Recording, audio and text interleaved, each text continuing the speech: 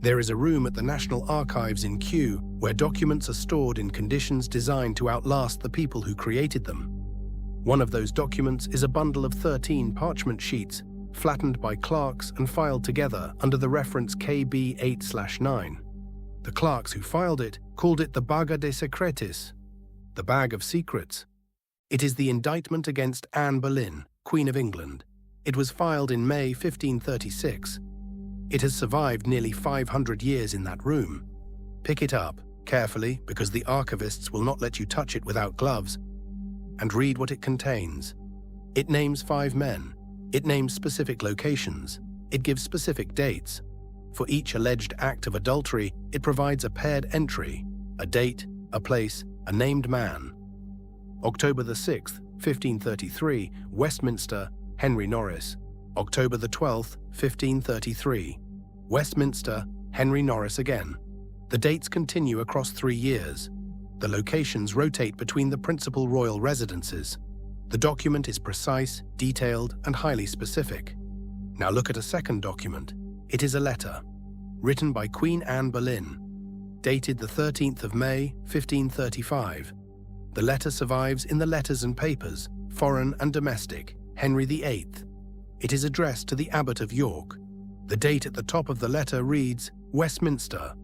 The Kent indictment says that on the 13th of May, 1535, Anne Boleyn allured Mark Smeaton at East Greenwich. Anne's own letter places her at Westminster on that day. Both documents survive. They cannot both be correct. That is not a historian's argument. That is not a matter of interpretation. That is 2 primary source documents directly contradicting each other on a specific date and a specific location. The question this episode will not answer is whether Anne Boleyn was guilty of the charges in KB 8/9. The question it will ask is simpler and harder. What kind of legal document contains a demonstrably false date? The Black Archive. For the record, Johnny Armstrong rode out to meet his king and found a trap. Agnes Sampson confessed before a king who was not convinced until she told him something the record does not preserve. Amy Robsart fell down a staircase, and the inquest record was lost for 447 years. The cases in this archive share a structure. An event occurs, a record is made, and then something happens to the record. It is shaped, selected, lost, or constructed, so that what survives is not what happened, but what someone needed to have happened. The trial of Anne Boleyn is the most documented example of that process in English history. The Baga de Secretis survives. The Letters and Papers survive. The dispatches of Eustace Chapuis, the imperial ambassador, survive. The letter of Edward Bainton, written before the verdicts were delivered, survives. The correspondence of Thomas Cromwell survives. 5 centuries of scholarship have worked through those documents. The case has been reconstructed, debated, dramatized, and fictionalized more thoroughly than almost any other in the English legal record. And yet the question the primary record raises, what kind of legal document contains a demonstrably false date, has not been answered. Because the question is not about Anne Boleyn, it is about the document. Henry Norris was the groom of the stool, the most senior officer of the King's Privy Chamber, the man responsible for the intimate physical care of Henry VIII. He had held that position for years. He was trusted, wealthy, and at the centre of court power. On the 12th of May, 1536, Henry Norris was tried at Westminster Hall. He pleaded not guilty. The jury returned a guilty verdict. He was executed on the 17th of May. He maintained his innocence to the end. His name is in KB 8/9 in the enlarged formal script reserved for the accused in Tudor legal documents. Henricus Norreis. That is where the record begins. By the autumn of 1535, Anne Boleyn had been Queen of England for 2 years. She had waited longer than that. The pursuit of the marriage had consumed most of a decade. It had broken the English Church from Rome. It had destroyed careers, friendships, and lives. Thomas More was dead. John Fisher was dead. The monasteries were beginning to fall. Anne had produced 1 child, Elizabeth, born September 1533, now 2 years old. Not the son the king required, not the heir the break with Rome was supposed to secure. In January 1536, Catherine of Aragon died at Kimbolton Castle. What is in the record is the court's response: relief, repositioning, recalculation. In the same month, Anne miscarried. The accounts conflict on the details. What doesn't conflict is the political consequence. Henry VIII had risked everything for this marriage. He had not received what the risk was supposed to produce. By the spring of 1536, he was paying attention to Jane Seymour. Thomas Cromwell had served Henry since the early 1530s. He was Secretary of State, the administrative centre of the Henrician Reformation, the man who managed the dissolution of the monasteries and the construction of the royal supremacy. He was also the man who would manage what came next. Cromwell's letter of the 14th of May, 1536, was written to the English ambassadors Stephen Gardiner and John Wallop, then abroad. It was the official explanation, the document the Crown sent to its representatives overseas to justify what had happened. Cromwell describes secret examinations of persons from the Queen's household. He describes the emergence of a conspiracy allegation. He presents himself as managing a prosecution that arose from evidence discovered within the court itself. On his own account, he is responding to events. Now read a second document. Eustace Chapuis was the imperial ambassador. He had spent years at the English court, representing the interests of Charles V, Holy Roman Emperor. He was hostile to Anne Boleyn. He referred to her in his dispatches as the concubine, treated her as a usurper of Catherine of Aragon's rightful position, and had worked consistently against her influence. Chapuis was not Anne's friend. In his dispatch to Charles V, Chapuis recorded what Cromwell had told him about the process. Cromwell said he had set himself to devise and conspire the said affair. Il se mit à fantasier et conspirer le dict affaire. That is not the language of a man managing a prosecution that arose from discovered evidence. That is the language of a man who built a case. The contradiction survives. Both describe the same man's role in the same process. They are not compatible. The 5 men named in the indictment were Henry Norris, Francis Weston, William Brereton, Mark Smeaton, and George Boleyn, Anne's own brother, charged with incest. 4 of them were gentlemen of the Privy Chamber or equivalent rank. 1 was a court musician, a commoner. His name was Mark Smeaton. He was the only one who confessed. Before the verdicts were delivered, Edward Bainton, a senior household official, wrote a letter. It is preserved in the letters and papers. The relevant line is precise. No man will confess anything against her, but only Mark of any actual thing.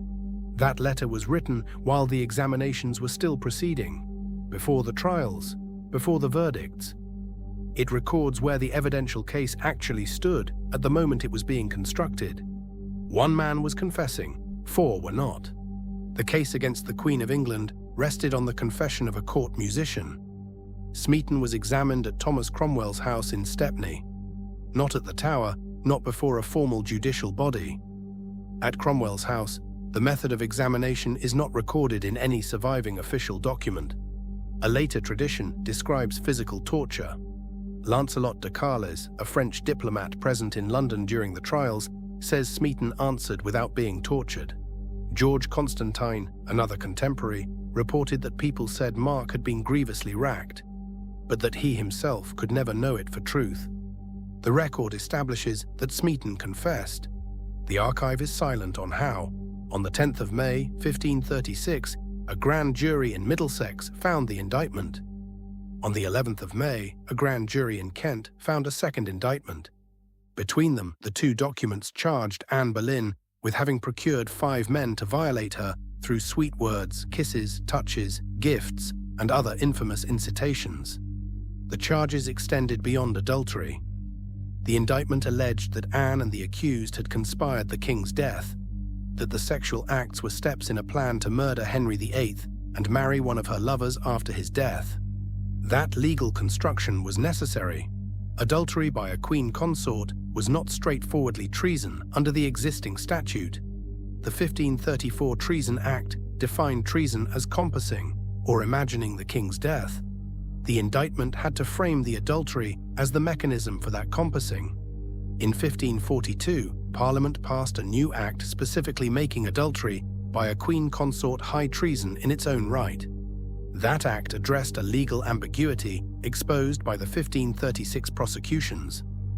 If the 1534 Treason Act had clearly supported the charges in KB 8/9, the 1542 Act would have been unnecessary.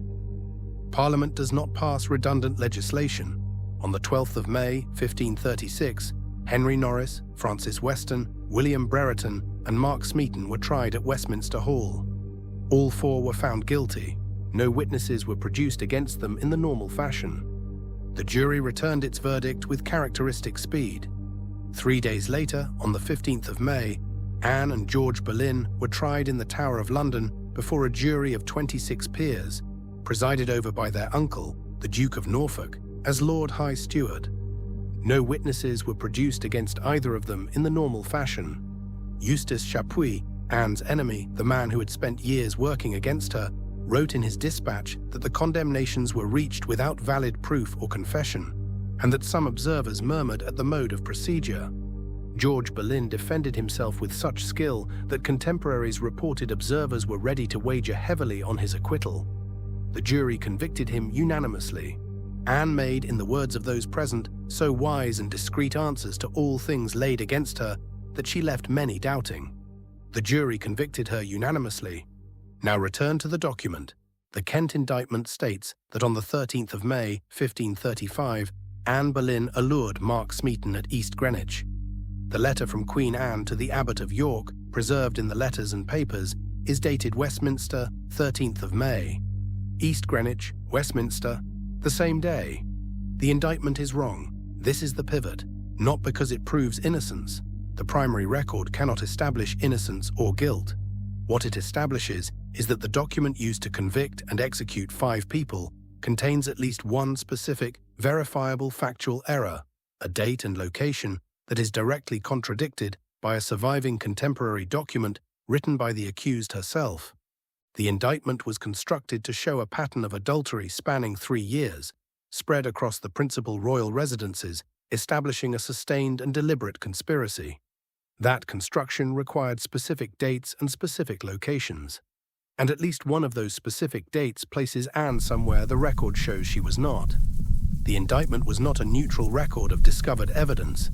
It was a constructed document. Thomas Cromwell was the operational centre of that construction.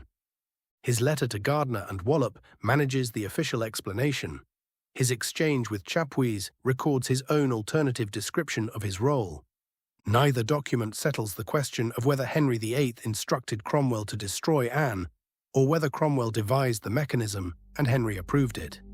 The record does not resolve that. What it establishes is that the man who ran the examinations, managed the indictments, and explained the process to foreign courts described his own role in 2 incompatible ways in 2 documents that remain in the archive.